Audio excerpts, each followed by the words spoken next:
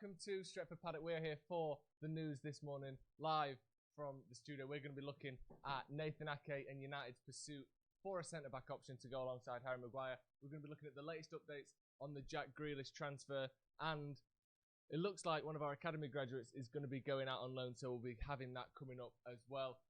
You should be able to see the schedule for the rest of the day coming up very soon.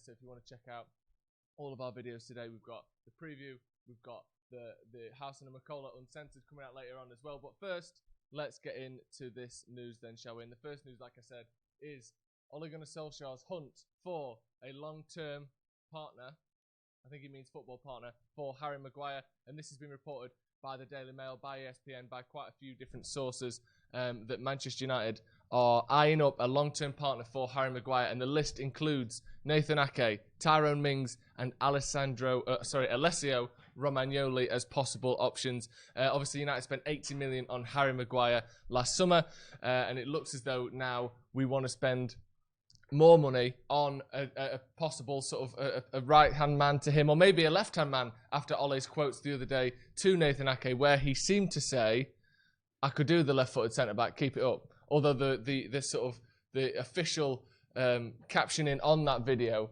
suggests that he said otherwise. But I think anyone who's seen that video, anyone who didn't see it, Google that, because it definitely looked like he said, we need a left-footed centre-back.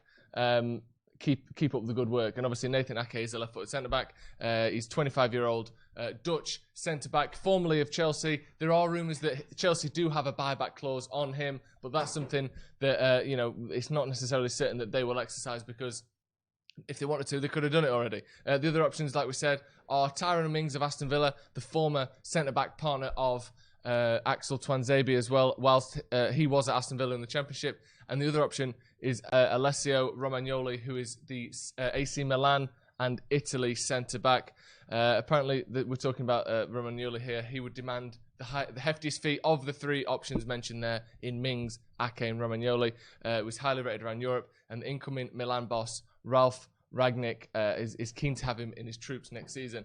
That doesn't mean, of course, that United couldn't force him to come over, but it may cost a lot of money. Now, Nathan Ake, let me know what you think to him in the comments, because for me, he's one of those centre-backs where, I'm not comparing to Van Dijk in terms of quality, but remember how he was playing for Southampton. He's playing for a team where they're always going to concede quite a few goals. They're always going to, not always look defensively assured. And sometimes you blame that on their best player. And I think he is their best player. I think he's the best player in the whole squad at Bournemouth. I think he's certainly their best centre-back.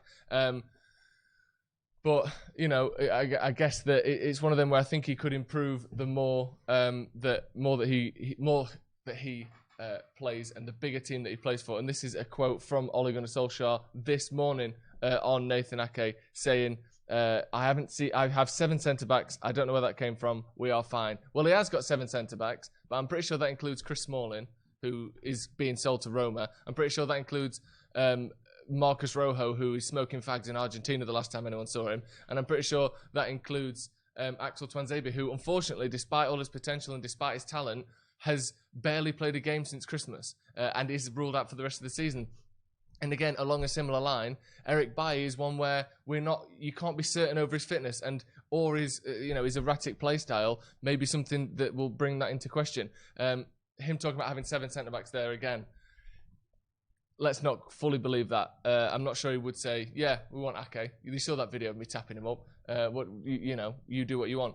I think there's definitely a chance there for that transfer to move forward. But yeah, someone's saying Ole mind games in the comments. I think it may be exactly that. Right, moving on to our next story then. And this is the continued and increasing rumours surrounding Jack Grealish.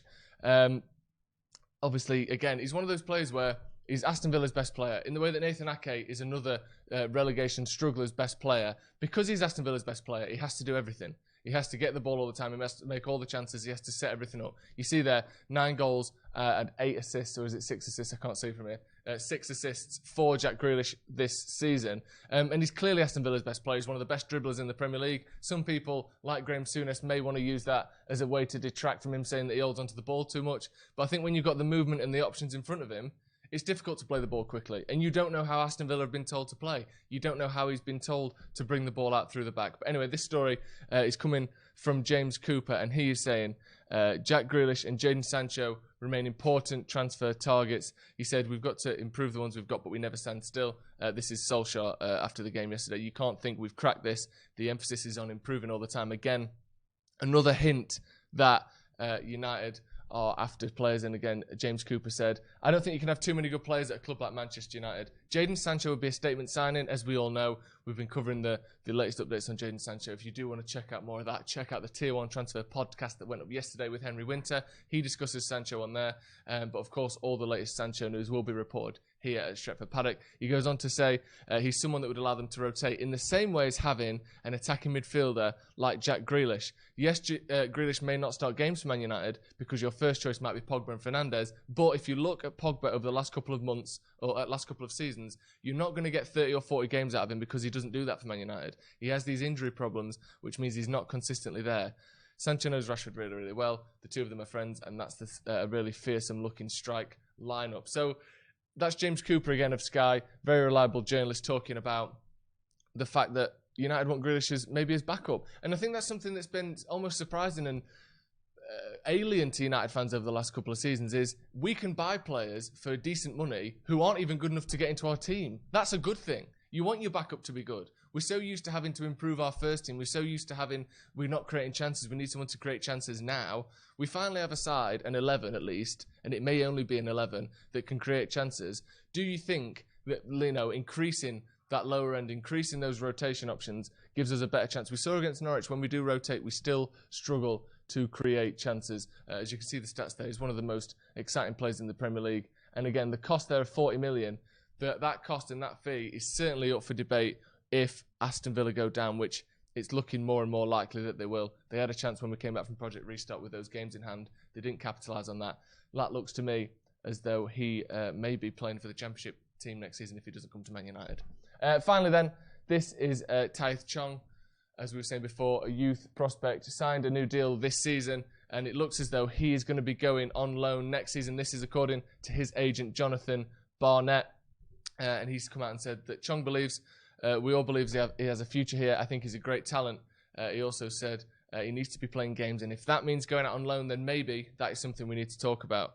Again, if he was asked if Chong would go out on loan could happen next season, he said, I would think so. He's a great talent. So it looks as though Tahith Chong was going to be going out on loan. We saw, obviously, it was almost like him and Angel Gomez was sort of this packaged together news story for a long time where will they sign the deal, won't they sign the deal? And of course, Chong did. Gomez didn't so far. He hasn't signed for anyone else either, as far as I'm aware.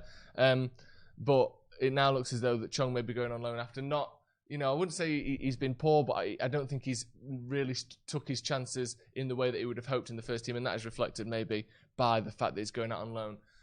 Again, you can see there the schedule for the day. We've got the match preview coming out this afternoon, and at 4 o'clock we've got Howson and McCullough uncensored. Let me know what you think to these stories. Let me know whether you think that Nathan Ake would be a good option next to Maguire. Would that see Maguire move over to that right centre-back slot and we would get Ake in on the left? A couple of the other options in there as well. Tyrone Mings only just secured a big money move to Aston Villa, I think, last season. So that would be 2 moves in 2 years for him. And of course, Alessio Romagnoli as well, the AC Milan centre-back. Let me know what you think to him. Let me know as well, this Jack Grealish story isn't going away, is it? Despite what people say, despite what people think, despite this recent story and kind of idea on Twitter that we don't need him anymore, I think when you're looking at, second string or even just rotation options, Bruno Fernandes has played about 1,000 minutes in the last week. So if he could have a rest, I'm sure he'd be happy to as well. And someone like Jack Grealish may well be able to come in and give us some really good depth and good options in those sorts of games when you don't have to play your first strength side all the time. Let me know what you think to all of those in the comments. Like I said, we're going to be back at 1 o'clock for the preview for Manchester United against Aston Villa tomorrow. And also, like I said, Hassan McCullough Uncensored coming up at 4 o'clock today. Loads of stuff to look forward to. Again, like I said, let me know in the comments what you think to those stories. Give me your score predictions as well for the game tomorrow. See you in a bit.